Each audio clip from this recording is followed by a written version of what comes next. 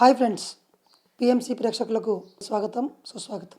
టార్కమ్ సెరాడారియన్ అనే ఒక గొప్ప ఆధ్యాత్మిక శాస్త్రవేత్త ఏమంటారంటే, చిన్న పిల్లల నుంచే నేర్చుకోవాల్సిన 2 సిద్ధాంతాలు ఉన్నాయి. స్కూల్లో చిన్నప్పటి నుంచే నేర్పించాల్సిన 2 ముఖ్యమైన సిద్ధాంతాలు ఉన్నాయి. అవి నేర్చుకుంటే మనిషి జన్మ చాలా అద్భుతంగా తయారవుతుందని చెప్పాడు. అదే మొట్టమొదటిది కర్మ సిద్ధాంతం, రెండవది పునర్జన్మ సిద్ధాంతం. కర్మ సిద్ధాంతానికి పునర్జన్మ సిద్ధాంతానికి ఇవి రెండు ఒకటే.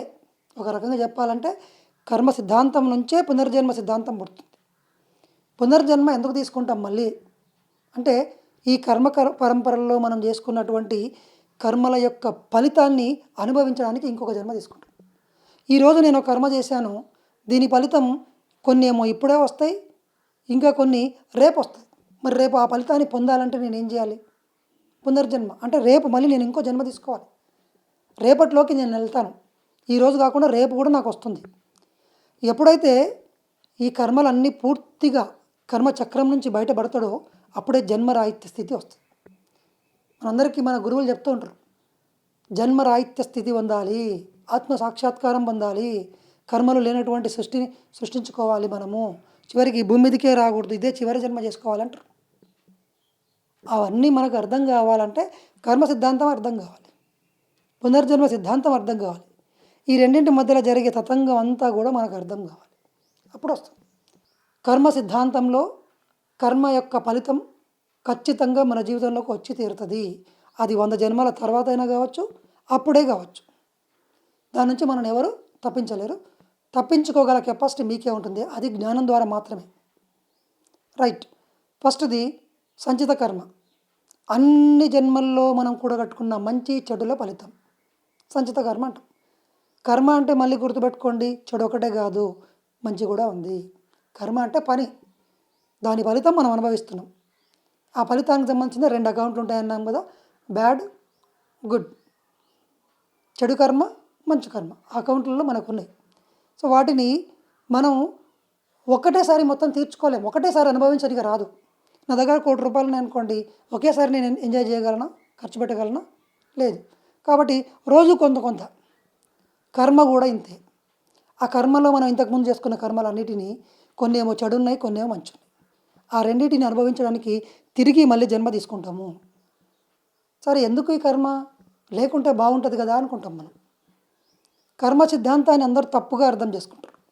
కర్మ సిద్ధాంతాన్ని మనం సరి అయిన కోణంలో అర్థం చేసుకుందాం. కర్మ సిద్ధాంతం కనుక లేకపోతే మొత్తం మనకు నష్టమే.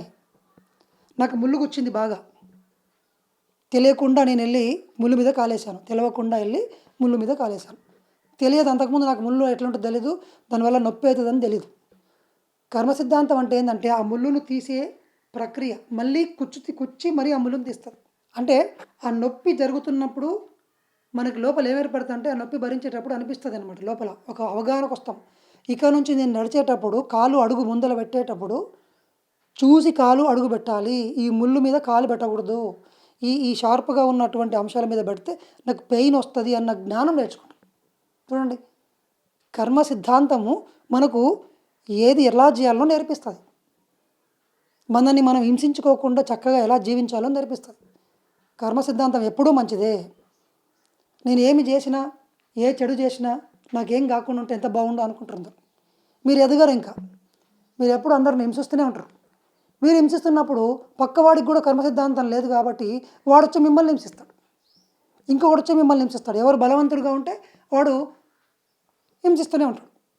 అందుకే ఒక యూనివర్సల్ లా అనేది ఏర్పడింది. ఎవరికి అన్యాయం జరగకుండా, ఎవరికి ఇబ్బంది జరగకుండా ఉండాలంటే కర్మ సిద్ధాంతం అక్కడ ఉండి తీరాలి. సేమ్ కోర్టు లాగా. కోర్టులు లేకుంటే ఎంత బాగుంటుందో, పోలీసులు లేకుంటే ఎంత బాగుంటుందో అనుకుంటాం. ఒకసారి ఊహించుకోండి, పోలీసులు మీకే కాదు, పోలీసులు మీరు చేసే చెడు కర్మలను ఆపడానికే కాదు పోలీసులు ఉన్నది. ప్రపంచం మీ మీద దాడి చేస్తుంటే కూడా పోలీసులు ఆపుతారు.